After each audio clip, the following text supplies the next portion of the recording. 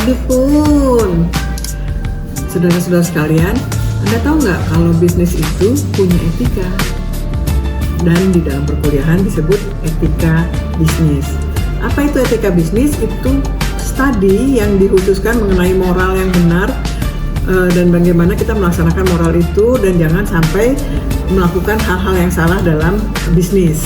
Ya, konsentrasinya pada standar moral, ya, kebijakan, inspirasi dan perilaku bisnis. Nah, ada 3 aspek sudut pandang dari bisnis, yaitu sudut pandang ekonomis, sudut pandang moral, dan sudut pandang hukum. Jadi etika itu kita lihat dari 3 sudut pandang tersebut. Yang pertama, bisnis itu dari sudut pandang ekonomi. Namanya bisnis harus menguntungkan. Kalau nggak menguntungkan, ngapain bisnis? Ya. Jadi dari sudut pandang ekonomi, yang dinamakan good business adalah bisnis yang menguntungkan dan berkualitas dan tidak merugikan orang lain. Ya, itu untuk bisnis. Lalu ada dari sudut pandang moral. Jadi memang bisnis itu berorientasi pada profit, keuntungan. Tapi jangan lupa, dalam kita berbisnis kita juga harus punya moral. Bisnis melatih orang untuk moralnya lebih kuat.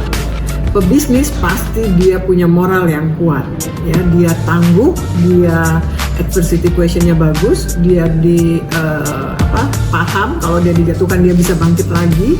Nah, itu dari sudut pandang moral. Dan yang terakhir adalah sudut pandang hukum. Jadi bisnis tidak boleh melanggar hukum, ya. Kita boleh bisnis, tapi ada aturan-aturan yang melindungi suatu bisnis itu agar bisnis kita tidak merugikan orang lain, tidak merugikan lingkungan, dan bermanfaat untuk semua. Nah, hukumnya itu ada etika, ada sudut pandang normatif yang yang bisa dilakukan dan tidak boleh dilakukan.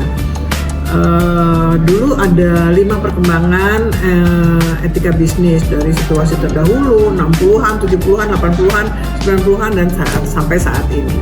Jadi semuanya itu berkembang sesuai dengan perkembangan zaman. Ya, sekarang eranya udah digital, sehingga dalam berbisnis digital hati-hati, jangan sampai melanggar aturan, melanggar norma. Bagaimana kita tetap untung tapi membahagiakan orang lain. Itulah yang dibahas oleh etika bisnis. Saya Nova Mardiana dari Fakultas Ekonomi dan Bisnis Universitas Lampung untuk Anda semua.